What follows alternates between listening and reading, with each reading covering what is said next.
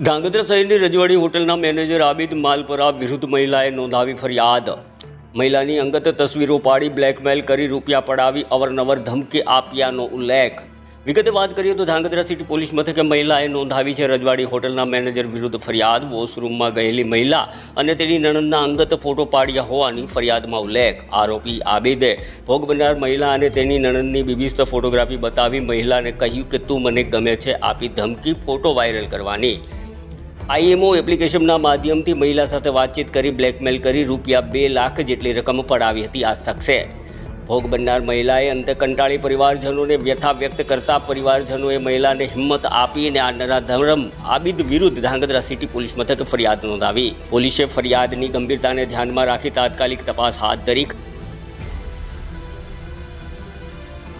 રહેવાસી છું।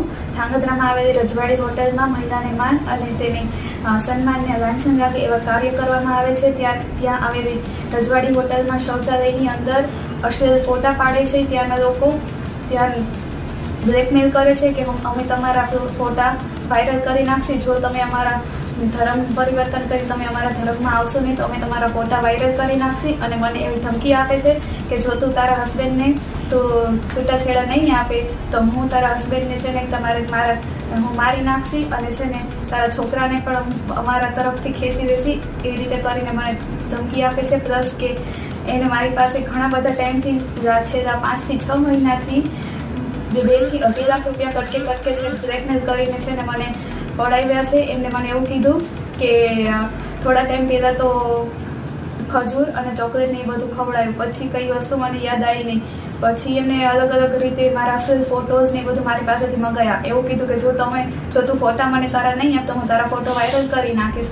એ વીકના કારણે મારે અલગ અલગ જાતના મારે ફોટા આપવા પડ્યા છે।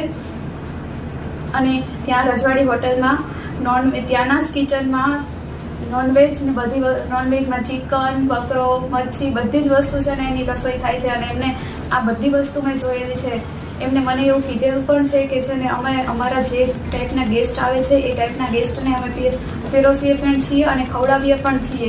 ભલે વેજ હોટલ હોય પણ એની અંદર નોનવેજના કાર્ય કરવામાં આવે છે। હવે ખબર નહીં આ વસ્તુ મારી એક જોડે થાય છે, અત્યારે મારા એકની વસ્તુ બહાર આવી, શું ખબર કે મારા સિવાય પણ ત્યાંથી છે ને અલગ અલગ છોકરીઓને આવી રીતે બ્લેકમેલ કરતો હોય તો મારા સિવાય કોઈક છોકરીઓની જિંદગી પણ ખરાબ કરી હોય અને એનું બહાર ના આવી હોય।